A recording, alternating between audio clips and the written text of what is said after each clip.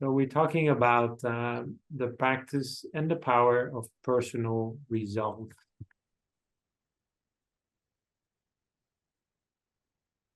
These are some examples of resolutions that people take whenever there is the new year.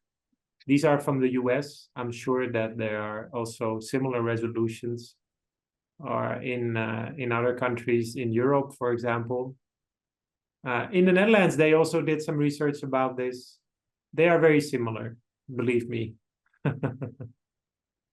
Maybe you find it funny that sticking to a budget reminds me of the Netherlands. Anyway, there is the resolution of exercising more, very common, saving money, eating more healthily, getting more sleep, reducing stress, losing weight, or focusing on your spiritual growth, or sticking to a budget. These things are sometimes similar. These are the sort of resolutions that people sometimes take upon themselves when there is a new year, right? And we often hear about reports from news outlets that sometimes there is some research done and it shows that actually people don't really stick to their resolutions that much. And that can be true, but let us take it from a different angle. Instead of jumping into the topic of how to stick or adhere to your resolutions, why don't we just talk about those resolutions in the first place? Like, what are these resolutions that we are so obsessed with? And isn't there a better way to deal with resolutions? Now, resolutions, as you might have guessed, they are originally a bit of a spiritual practice. They are not as practical as some of these examples might give you the idea, right? Like, these are very practical resolutions. But originally, it was more of a spiritual practice. It came originally from Babylon. It's very old, from ancient Babylon. And then it moved to, it was adopted in the Roman Empire. Every new year, people would have a resolution. Kind of makes sense because our year calendar comes from the Roman Empire. So it kind of makes sense. So then they would have a resolution, but it would often involve prayer or some practice or something like that. And of course, in Christianity, the aspect of prayer or penance was even more emphasized. But these days, it has become more practical. And but we do not need to wait for the new year for making resolutions. Resolutions can be a practice in our daily lives. So what does Buddhism say about these things? Well, Buddhism starts talking about the aspect of resolutions in the context of what is known as the 10 paramis, 10 qualities that are very important in spiritual growth. The 10 paramis, 5 of them are mentioned here. They are about things in our life that we can develop, to develop a better heart, to develop a good heart, to develop a sharp mind, to be a better person, with the ultimate aim of becoming a Buddha. Now, when I say becoming a Buddha, that sounds like a very high and lofty goal. But in Thai Buddhism, it is generally considered to be useful at every level, to learn about paramis as good practices to be a better person, to develop ourselves, and to accomplish our spiritual aims in this life and maybe even in the next lives. You can see that they are actually mentioned all the way at the end of the list. So they're here the first 5 paramis, and then we have 7 and 8 at the end. Now, I won't go through the entire table here, through the entire sheet here, but it's just these 2 that we are talking about today. So there's truth or truthfulness, and that helps us to overcome the habit of being hesitative. And you can practice it by sticking to your daily resolution. but you have to make that resolution first, right? So this is where resolute determination comes in. You overcome the habit of giving up easily, and you practice it by making a resolution every day. So these two are very similar. The first one, truth. In the ancient language, we use satya. Truthfulness or truth, satya. And it not only helps us to overcome hesitation, as I already mentioned, but it also helps us to overcome our fear or loss of faith, fear of loss of faith. It may be a bit of an Asian thing, right? That we always afraid of to lose faith. But even in the West, it can be a thing, right? So these are some of these habits that are important to develop in our lives, to become more truthful to your aims in life, to become more truthful to who you are, to become more truthful to others, to become more truthful to your spiritual values. And the Buddhist texts, they compare this with the morning star, right? What is it called in Danish, the morning star, Jesper?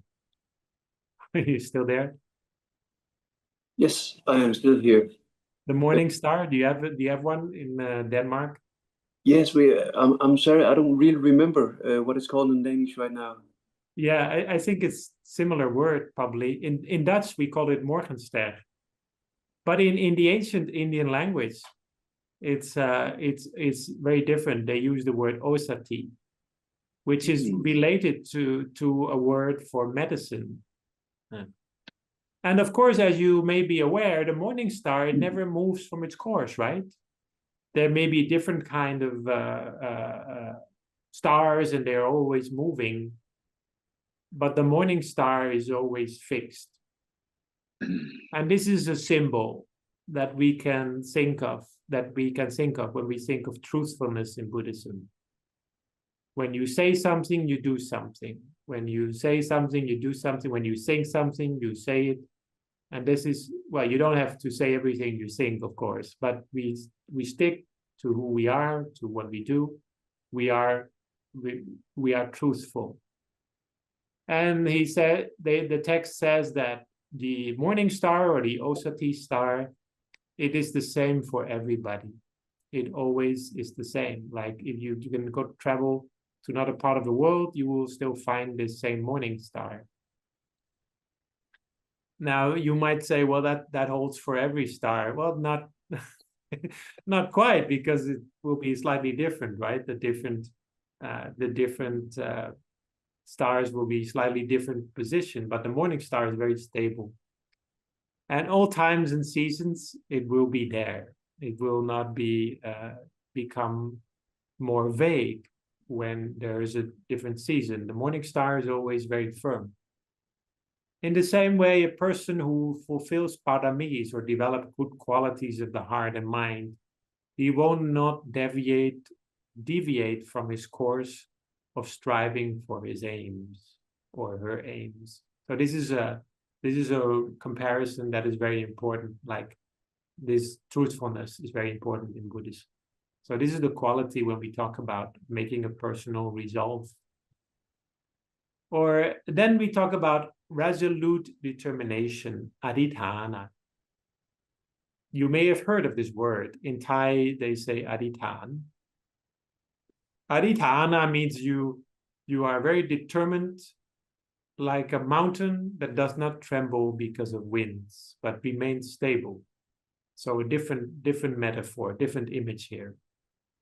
In the same way, a person doing good will be stable in their resolute determinations, helping us to overcome the habit of giving up easily.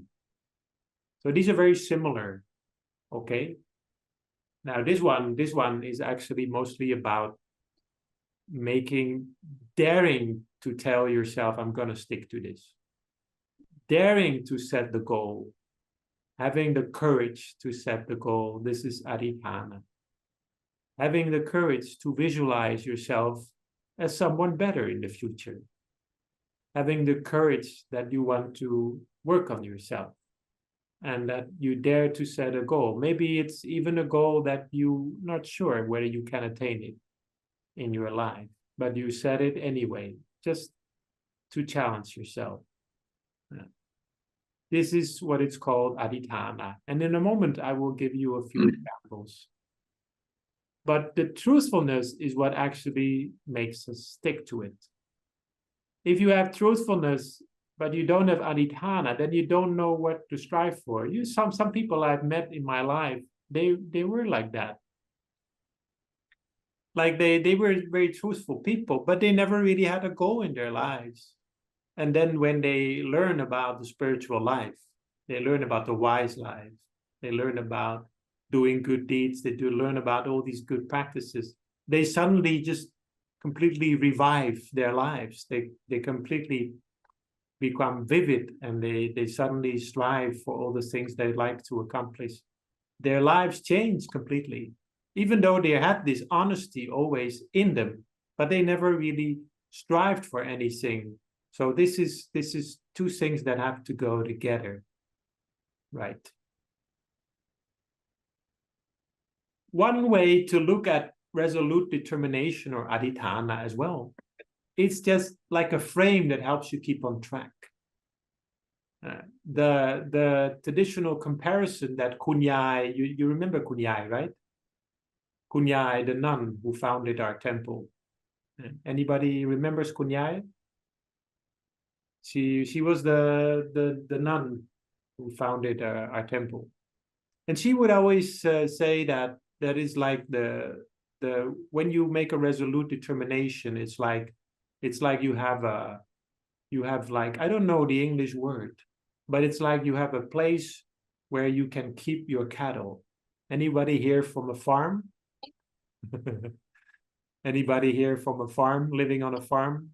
So it's like the place where you keep the cattle. And if you have like this frame or this framework where the cattle can be safe from the wolves or from other animals, they also don't run away or hurt themselves. This is like an image. You know, Kunyai, she used to be a farmer's daughter. And this is a very powerful image. She said that you have to have some sort of framework in life, like things that you like to aim for. Why? So that you don't get lost. When you sometimes struggle and it's difficult, sometimes we can forget what is important in life for us. But we can also, and maybe even more so, forget what is important for us, spiritually speaking, morally speaking, when things go good, when things go well for us. Because that's the moment when people tend to forget themselves at times, right? When things go very well for us, sometimes you can forget what you believe in. You can forget yourself. Maybe sometimes you lose yourself in that process. So that's why it's good to have a frame in life, things you like to accomplish. And also in a more metaphysical sense, right? In a more supernatural sense. It helps you to channel your good karma. So suppose we all have some good karma in our lives. The good things we have done, the good things we have said, good things we have thought, they come together as a sort of energy. And this sometimes we can call old karma from the past. We take it with us. We don't know when it's going to ripen. When those things ripen, we find that we have good circumstances in our lives. But when we channel our good karma, it's like we are saying to ourselves, whatever good karma we have, we like to aim it at this. We like to aim it at this. Sometimes it's compared with a blueprint of a house. Like you need a blueprint when building a house, and then you work on that, and you need a budget. And that budget is the good deeds that you have done. Maybe this is a bit of a strange comparison, but anyway, maybe you can imagine what we're looking at here. There's different aims of life in Buddhism that is talked about. Just the simple idea of being in this present life and being a good person, taking good care of your family, making sure everybody's well fed. You do that. Some people say you're a good person. You take good care of your family. You have a good job. You're not hurting anybody. Yeah, you're a good person. That's enough. That's enough for me. Yes, a lot of people in the world, they think like that. That's enough. But then some people say, I would like to go a little farther than that. Say, I would like to really be a beautiful person, beautiful in heart, not beautiful because of makeup, but beautiful in heart because of character. This is something that in Buddhism, we see it as something we can practice for many lifetimes. We don't have to finish the whole project in one life, but we can work on ourselves in every lifetime. And every little goodness we do, it gradually builds up and it gradually affects all our lifetimes to come. Now, some people might have doubts about that, right? I mean, like in this cartoon, right? When a grandchild says to his grandfather, yeah, well, I didn't believe in reincarnation when I was your age either. Some people might have their doubts about that, whether that is a real thing, whether we really are being reborn in many lifetimes. But let us just give it the benefit of the doubt, right? Maybe it's true or not, but let us just give it the benefit of the doubt and work with this idea.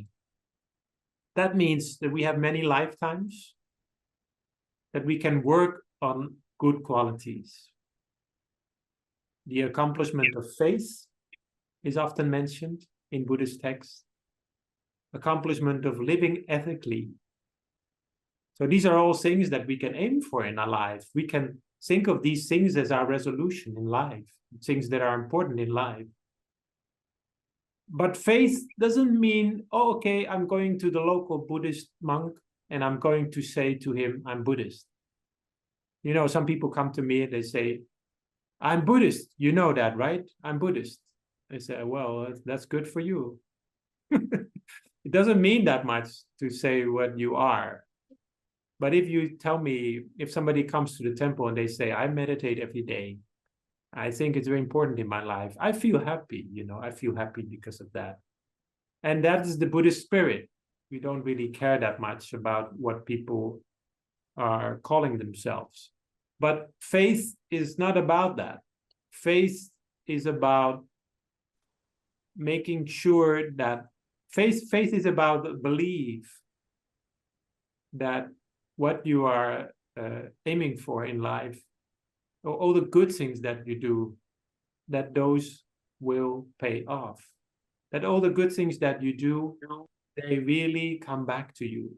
That goodness has a reward in itself, bringing you joy, bringing you purity of heart, and even just bringing you good circumstances, bringing you good people in your life. It's the nature of goodness to attract more goodness. That is what is faith in Buddhism. And also the belief that one day this leads to the process of awakening, but that's a different topic. Accomplishment of living ethically means that you actually try to work on your ethics in every life. You work on your ethics, your habits. You're careful with your speech. You take responsibility for your family. Take responsibility for your work. You don't steal. You don't cheat on your partner. These are sort of ethics in Buddhism. That is very basic, right? In every religion, we talk about that. But in Buddhism, we see it. This is something you can develop. Maybe this life we made some mistakes, but next lifetime we can do even better. But we make sure that we are always aiming to improve. Accomplishment of generosity means that when we talk about living ethically, it's all about restraint, right? But generosity is all about opening up. These two qualities, they should be combined. Whereas when we are having moral principles, we tend to limit ourselves, which is necessary sometimes. But when we have generosity, it's more expanding. These two, they are very powerful if we combine them in our lives. So we should always ask ourselves in every moment in our lives, how am I working on my ethics? How am I working on my generosity? These are things that are very important in Buddhism. The accomplishment of wisdom is about being what is wisdom in Buddhism? Wisdom is about understanding life, understanding how our mind works, understanding what makes us happy and suffer, and understanding the nature of reality. Wisdom is very deep in Buddhism. So these are things that we work on all the time. And wisdom is the most highest quality in Buddhism. So that's why it's eventually this is the quality that leads to enlightenment. But this is why it's always mentioned at the last as the highest quality. And faith and wisdom, they always mentioned together by the Buddha. If he talks about faith, he always also talks about wisdom, because wisdom is the confirmation of faith. When you are faithful about something, you believe this is a good thing to do, we should do this. But you don't know it 100% yet, but you believe it. But when you are wise, you also have seen it and you are certain. This is a different level, but they should always go together. Otherwise, faith will be blind. And wisdom needs sometimes some faith because we don't always know everything yet.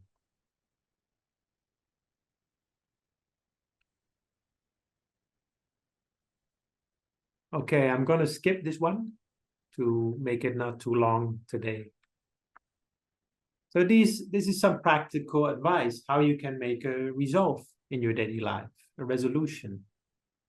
And maybe you can get a bit of an idea of what I'm talking about. A good daily resolution, what does that mean? Isn't that the word that they use by the United Nations or something, a resolution? But a resolution can be very personal.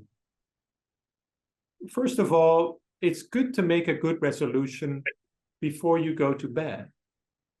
Things you'd like to accomplish in your life, you like to work on, things that are important for you in life. This is a resolution. And you can also do that before you do something good, like before you are making a donation. It can be a donation in the temple, or it could be that you are filling out some form to make a donation to something. Anything good you can combine with a resolution. And you should meditate first to give you some concentration or clarity. And think about all the goodness that you've done. Think about the basis of your resolution, all the goodness you've done, all the sacrifices you made, all the efforts you've done, and you build on that. You might, if you feel that that doesn't give you strength, you can think of your spiritual teachers. You can do that as well. Anybody who's inspired you. Maybe it's different from depending on what religion you believe in. But it's important to think about people's personal qualities, okay? Really qualities that are human. And you think about those qualities and how they inspire you. And then you write it down. Things you'd like to accomplish in your life that are important. Not only in your career, please. It's not only about career, everything. People always make everything about their career when it comes to self-improvement. But it can be about your family. It can also be spiritually about how you want to be as a human being, how you want to develop a good heart. It can also be about things that you feel are not under your control, but somehow you might believe that your karma you can channel your karma to that thing, to that purpose. Then you can repeat it in yourself. softly. You don't need to read it out loud, but if you want, you can do that. But it doesn't need to. It's about a personal thing. You don't. It's a tradition in Thai Buddhism to read out resolutions, but it doesn't have to be. You don't have to do that. You can do it, but it doesn't have to be. There's a difference between prayer. Now, I'm not saying that prayer is wrong or evil or something, but it's not the same as a resolution. A prayer is asking an external force or intelligence for something, whereas a resolution is developing wishes in your mind, and they become part of your character as well as you devote yourself to these wishes, to these things you'd like to aim for. Prayer is usually drawing from the will or grace of a God, whereas a resolution is drawing from your merit or good karma as a cause. Again, I'm not saying that prayers are wrong. I'm not saying that you shouldn't pray or that I'm not saying that, but I'm just there's a difference. A resolution in Buddhism, or adhitthana, the Pali word, means that you draw from your merit or your good karma as the cause, and then you develop certain wishes that helps you develop your mind and character. Well, karma. Oh, I think it's an old recording that I accidentally switched on. So these are some examples of resolutions.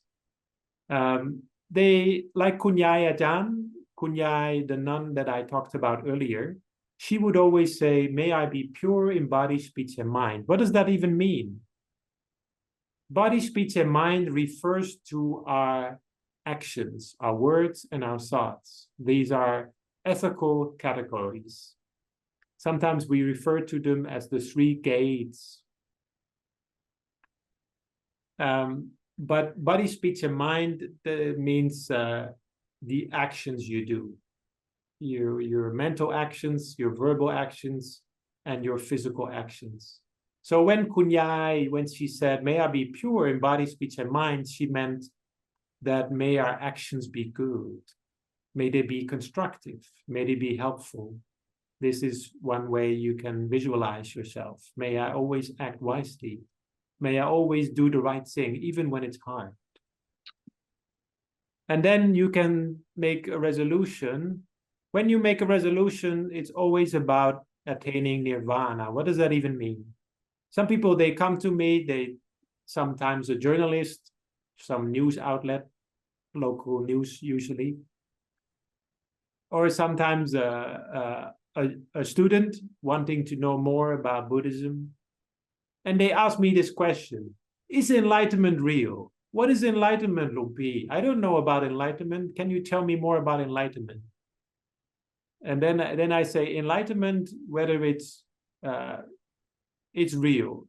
But the important thing is not who is enlightened. Is there anybody enlightened? Should we go for them? Should we buy a ticket to see them? No. Enlightenment is a standard to which you hold yourself by.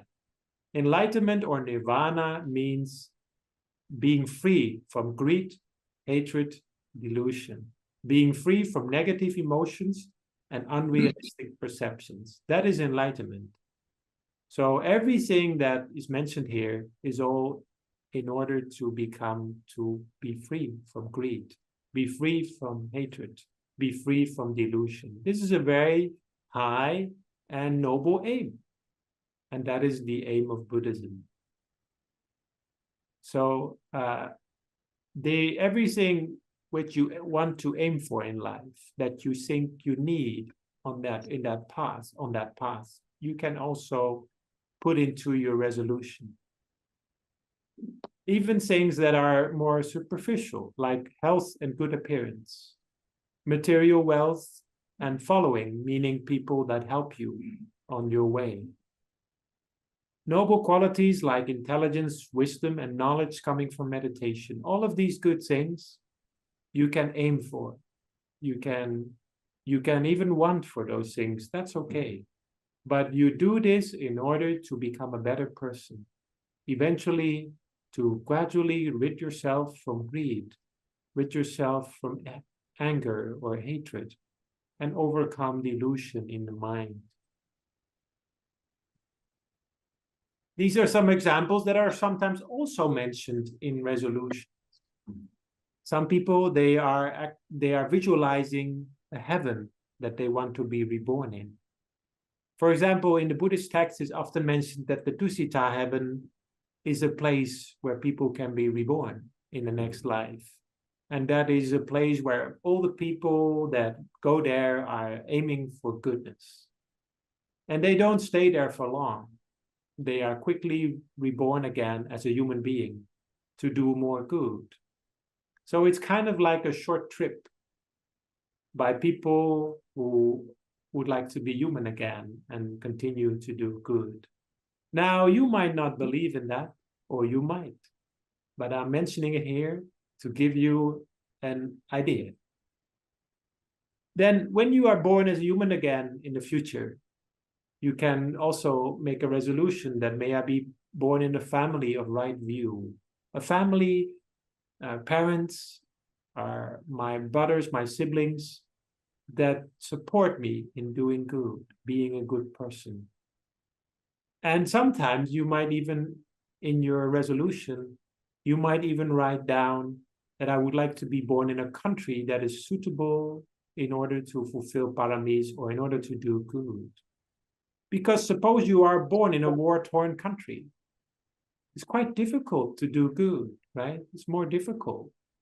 Because sometimes in order to do good, to protect your family, to protect your country, you have to kill. This makes it more difficult. So you can make a resolution aiming for these things. Now, you might think, well, these are things we don't have in our own control. But this is where the channeling of karma comes in. We channel our karma to these goals. We channel our karma to these aims. And then we can gradually see these things fulfilled. And I'm not telling you this only because it's a theory. I'm telling you this because I've practiced these things myself, and I believe it's true. I've seen it with my own eyes. Some people feel a strong connection with our teachers, like Long Po, the meditation master, or Kunyai, the nun, or our current abbot, Lompa Tamachayo. Then you can, even in your resolution, you can write that you'd like to be close to them in every lifetime. You would like to be able to learn from them in every lifetime. So these are some examples that are mentioned of things that are good to strive for. And it's important to take a resolution when in these things.